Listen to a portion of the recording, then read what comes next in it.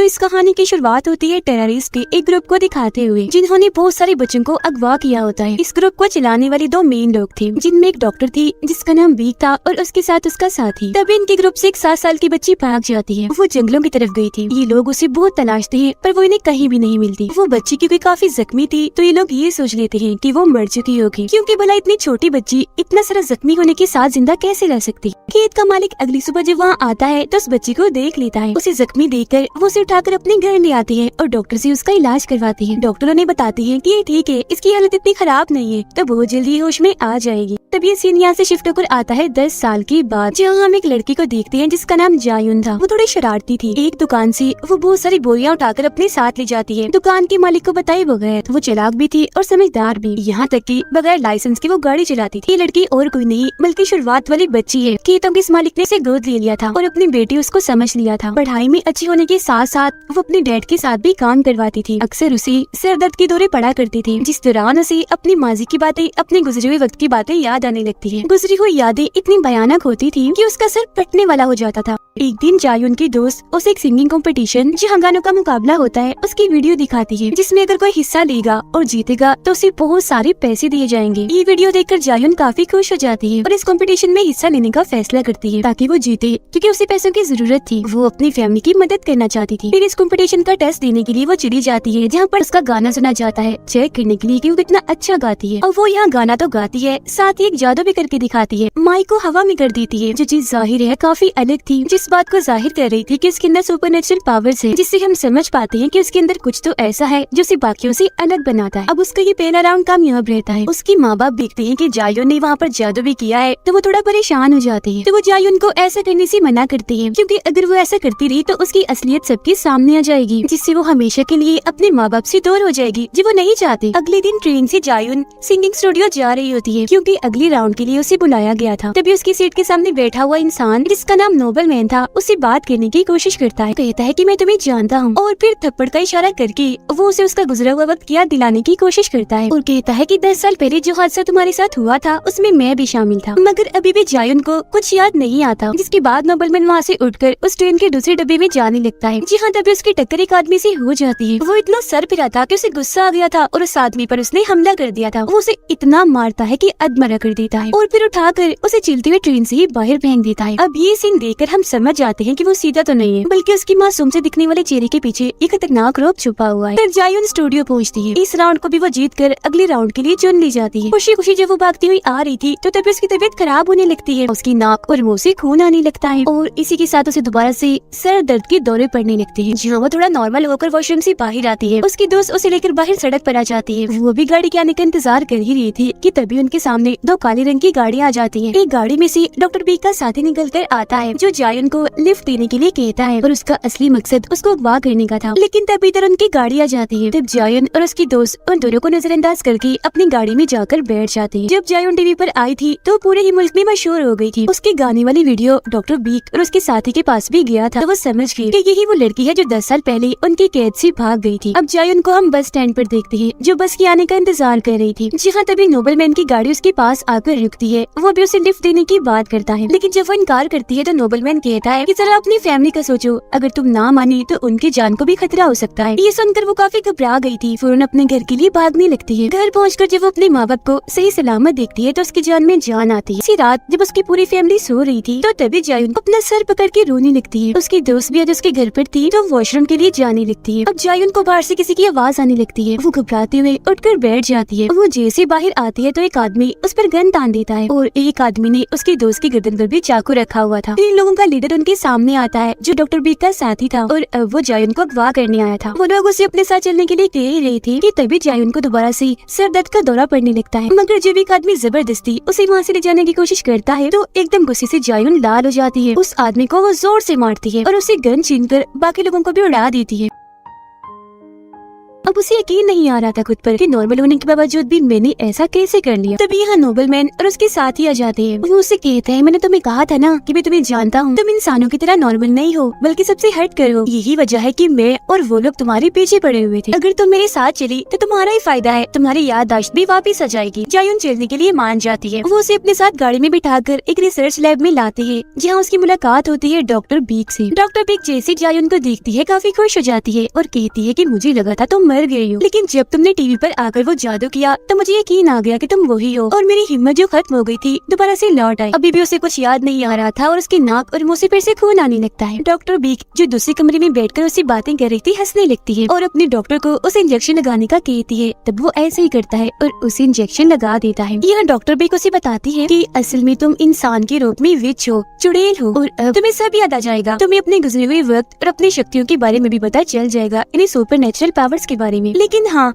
हम ये इंजेक्शन तुम्हें हर रोज नहीं देंगे, तो इसीलिए तुम्हारी नाक और मुंह से खून निकलता रहेगा, इसमें घबराओ मत। अब डॉक्टर बीक का मकसद ये था कि वो इंजेक्शन लगाकर उसको अपने लिए इस्तेमाल करे। लेकिन अब कहानी यहाँ पर एक बड़ा ही अलग मोड़ लेती है। जायुन अचानक ही मुस्कुराने लगती है और कहती है कि तुम्हें क्या लगता है तुम मुझे यहाँ लाई हो? तो तुम गलत हो, क्योंकि मैं यहाँ खुद आना चाहती थी ताकि तुम मुझे ये इंजेक्शन लगा दो, क्योंकि इससे मेरी जिंदगी के कुछ और साल बढ़ गए। हालांकि बीमारी की वजह से मेरी कुछ दिन के बाद मौत हो जानी थी, लेकिन शुक्रिया, तुमने मेरा ये काम आसान कर दिया। जिसके बाद वो बड़े खतरनाक अंदाज से उठती है और अपनी ताकतों से वहाँ पर मौजूद सारे ही डॉक्टर्स को मार डालती है। जिसके बाद वो बाहर आकर इस पूरे लैब के सारे ही लोगों को मारने लगती है। अब यहाँ मैं आपको बता दूं कि जायुन के अंदर ये ताकतें कैसी है, क्योंकि असल में वो सचमुच विच है, चुड़ैल है। जब भी तो वो इतनी छोटी सी उम्र में इनकी कैद से भाग गई थी, क्योंकि बचपन से उसके पास सुपरनेचुरल पावर्स थी और वो उस वक्त डॉक्टर बीक के बहुत सारे लोगों को मारकर वहाँ से भाग गई थी। पूरी फिल्म में बस वो ड्रामा ही कर रही थी। असल में उसे अपना गुजरा हुआ वक्त सारा का सारा याद था और सिंगिंग कंपटीशन में हिस्सा उसने इसलिए नहीं लिया था कि उसकी फैमिली को पैसों की जरूरत है, बल्कि इसलिए लिया था ताकि वो डॉक्टर बीक तक पहुंच सके। और ये सारा उसका प्लान था। उसका जादू करना, नोबलमैन से मिलना, अगवा होना, सब इसमें शामिल था। प्लान के मुताबिक यहाँ पर आकर वो सबको मार डालती है अपना बदला लेने के लिए। वो फिर डॉक्टर बीक की टांग में गोली मारती है और कहती है कि तुमने कैसे सोच लिया मैं तुम्हें भूल गई? मैं तुम्हें और उस दिन को कैसे भूल सकती हूँ जब तुमने मुझे दर्द दिया था, जिसमें हर रोज मैं तड़पा करती थी। वो उसे एक और गोली मारती है कि तभी यहाँ पर नोबलमैन आ जाता है जो जायुन पर गन पॉइंट कर देता है। अब नोबलमैन भी जायुन जैसा एक बच्चा था जिसे डॉक्टर बीक ने अपने पास अगवा किया था, लेकिन उसके पास जायुन जैसी शक्तियाँ नहीं थी। यही वजह थी कि जायुन से वो जलता था, उसके पीछे पड़ा हुआ था। तभी इधर डॉक्टर बीक का साथी आता है जायुन के पास और उसे डॉक्टर बीक की इस साथी की हैवानियत के बारे में भी याद आ जाता है कि कितना बेरहम है। उस रात इसने मेरे साथ बहुत गलत किया था। इससे पहले कि वो उस पर हमला करता, जायुन उसे पकड़ लेती है और काफी बुरी तरह मारती है। वो उसके जिस्म को काफी मरोड़ती है, उसकी हड्डियाँ तोड़ देती है, जिससे आखिरकार उसकी मौत हो जाती है। अब सिर्फ दो लोग बचते हैं, जायुन और नोबलमैन, जहाँ इनकी भी काफी जबरदस्त किस्म की लड़ाई होती है। दोनों एक दूसरे पर भारी पड़ रहे थे, लेकिन बाद में आखिरकार जायुन उसे मार डालती है। मरते मरते वो नोबलमैन से हेडक्वार्टर मेन ऑफिस के बारे में पूछती है, जहाँ जाकर वो अपनी बीमारी का इलाज ढूंढ सकती है। जब वो उसे बता देता है तो जायुन उसे मार डालती है। फिर वो जाती है हॉस्पिटल अपने माँ बाप के पास, क्योंकि उसकी मदर की तबीयत काफी खराब थी। अब यहाँ जायुन के डैड उसे एक और सच्चाई बताते हैं कि उस दिन जब तुम मुझे जख्मी मिली थी तो मैं जान गया था कि तुम एक विच हो, क्योंकि तुम्हारे वहाँ आते ही फार्म के बहुत सारे जानवर मर गए थे। हालांकि मैं तुम्हें दूर भेजना चाहता था, पर तुम्हारी मॉम के कहने पर हमने तुम्हें रखा और अपने बच्चों की तरह पाला। ये कहकर वो दुखी हो जाती है। जायुन भी जज्बाती हो गई थी। फिर वो कहती है कि डैड फिलहाल तो मैं यहाँ से जा रही हूँ, लेकिन हाँ, मैं आपसे वादा करती हूँ कि वापस आकर जरूर मिलूंगी। इसके बाद वो हेडक्वार्टर मेन ऑफिस पहुँच गई थी। जो इस जगह को चला रही थी वो डॉक्टर बीक की हमशक्ल जुड़वा बहन थी। जायुन की तबाहियों से वो डरी हुई थी, तो इसीलिए वो उसे वैक्सीन दे ही देती है, जिससे जायुन की बीमारी ठीक हो जाएगी और वो मरने से भी बच जाएगी। अब यही एक और लड़की आती है, वो जायुन पर हमला करने लगती है, जिस पर वो उसे कहती है कि अगर तुमने मुझे हाथ भी लगाया तो मैं तुम्हारा सर उड़ा दूंगी।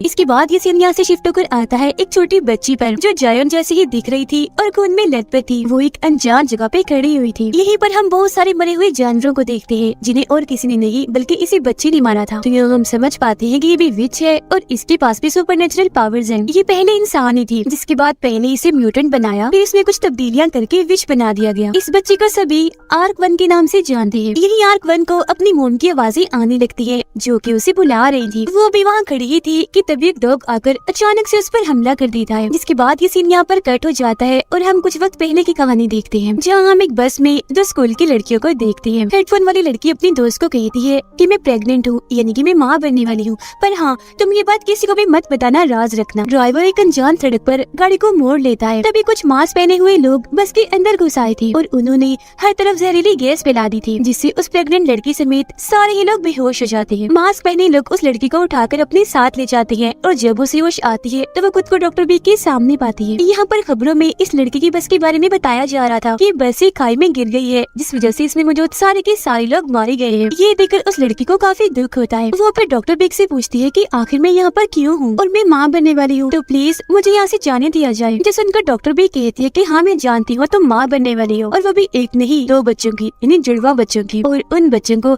हम अपने एक्सपेरिमेंट के लिए, तजुर्बे के लिए इस्तेमाल करेंगे ताकि उन जैसे और क्लोन्स डुप्लीकेट हम बना सके। जिस बात की उस लड़की को जरा भी समझ नहीं आती। जिसके बाद ये कहानी दोबारा से शिफ्ट होकर आती है प्रेजेंट टाइम में, मौजूदा वक्त में। यहाँ पर हम कुछ म्यूटेंट्स को देखते हैं जो काफी ताकतवर थे, क्योंकि उन्हें भी इंसानों से बदलकर म्यूटेंट्स बनाया गया था। ये सारे म्यूटेंट्स डॉक्टर बी के लैब में जाकर वहाँ पर सबको मार डालते हैं, क्योंकि यही उनका मिशन था। उनके जाने के बाद हम वहाँ एक लड़की को देखते हैं जो खून में लथपथ थी, लेकिन हैरत वो अभी भी जिंदा थी और आसानी से चल फिर भी पा रही थी। जैसे वो बाहर आती है उसके सर में जोर से दर्द होने लगता है। उसकी ताकतें इतनी ज्यादा बढ़ जाती है कि हम उसके आसपास सारी चीजों को हवा में उड़ते हुए देख पाते हैं। उसे अपनी मोम की आवाजें सुनाई दे रही थी जो उसे अपने पास बुला रही थी। उसकी मोम एक अनजान चेंबर में होती है, जिससे हम समझ पाते हैं कि ये लड़की और कोई नहीं बल्कि आर्क-1 है। उस वक्त वो बच्ची थी, पर आज प्रेजेंट टाइम में वो बड़ी हो गई है। अब आर्क-1 चलते चलते सड़क पर आ गई थी, जहाँ गाड़ी काफी स्पीड से उसके बहुत ही पास ही होकर गुजरती है, पर वो उससे जरा भी नहीं डरती, इसीलिए वो गाड़ी आगे जाकर रुक जाती है। वो गाड़ी फिर दोबारा से पीछे आकर आर्क-1 के पास आके रुक जाती है। गाड़ी में बहुत सारे आदमी थे जो सारे गुंडे लग रहे थे। गुंडों का बॉस आर्क-1 से उसके बारे में पूछता तो है, पर वो कोई जवाब नहीं देती। वो फिर आर्क-1 को अगवा करके अपनी गाड़ी में बिठा लेता है, क्योंकि वो लोग एक लड़की जो बिजनेसमैन थी उसे अगवा करके अपने साथ ले जा रहे थे। और गुंडों के बॉस का मानना था कि अगर आर्क-1 ने हमारी गाड़ी देख ली है तो ये हमारे लिए मुसीबत बन सकती है। इसके लोग आर्क-1 को परेशान करने और उस लड़की को मारने लगते हैं, जिस वजह से आर्क-1 को इतना गुस्सा आ जाता है कि यहाँ पर उसे अपनी शक्तियों का इस्तेमाल करना ही पड़ता है। वो उन्हें एकदम से काफी बुरा मारने लगती है। उठा कर एक एक करके उनको गाड़ी से बाहर फेंकती जा रही थी, किसी को सामने वाले शीशे से, किसी को दरवाजे से, तो किसी को पिछली साइड से, जिससे उनकी गाड़ी का एक्सीडेंट हो जाता है और सारे गुंडे मारे जाते हैं, सिवाय गुंडों के बॉस के, उस लड़की के और आर्क-1 के। ये बच गए थे। फिर आर्क-1 जब गुंडों के बॉस को मारने के लिए आगे बढ़ती है तो जमीन के मालिक उसे ऐसा करने से रोक देती है, तो वो ऐसे ही करती है, उसे नहीं मारती, छोड़ देती है। यहाँ हम जान पाते हैं कि गुंडों का बॉस जमीन के मालिक को जबरदस्ती अपने साथ क्यों ले जा रहा था, क्योंकि वो उसकी जमीनें खरीदना चाहता था, मगर जमीन के मालिक